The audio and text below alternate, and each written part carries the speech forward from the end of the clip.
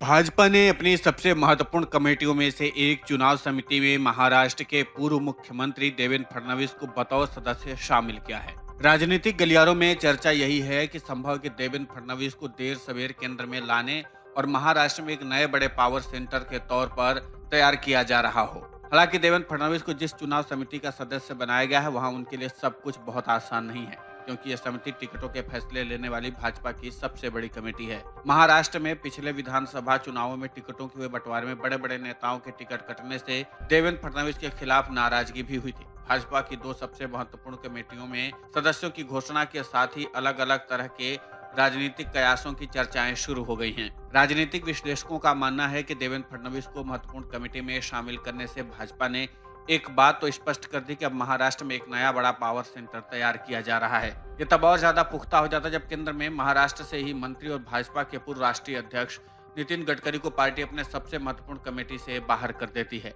महाराष्ट्र की राजनीति में शुरू से चर्चा हो रही है कि देवेंद्र फडणवीस के मुख्यमंत्री बनने के साथ ही महाराष्ट्र में भाजपा का दूसरा पावर सेंटर बनने लगा था। लेकिन राजनीतिक जानकारों का कहना है कि महाराष्ट्र के पूर्व मुख्यमंत्री देवेंद्र फडणवीस की कई राजनीतिक गलतियों के चलते न सिर्फ उनके विरोधियों को मौका मिला, बल्कि उन्हें इसी वजह से महाराष्ट्र की राजनीति में किनारे भी किया जाने लगा।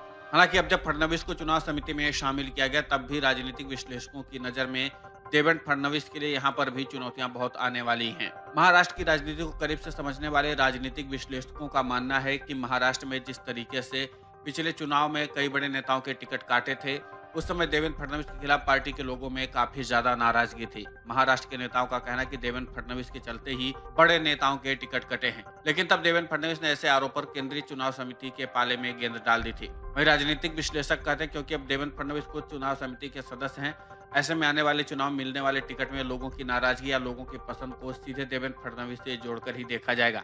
ऐसे में एक बात तो बिल्कुल स्पष्ट है कि देवेंद्र फडणवीस को इस कमेटी में शामिल कर संदेश तो जरूर दिया गया है कि उन्हें बड़ी जिम्मेदारी मिली है, लेकिन कांटों भरी राह भी है। इस समिति के सदस्य होने के चलते राजनीतिक विश्लेषकों का कहना है कि आने वाले दिनों में चुनावों के दौरान मिलने वाले टिकटों से देवेंद्र फडणवीस के लिए चुनौतियां भी काफी ज्यादा होंगी।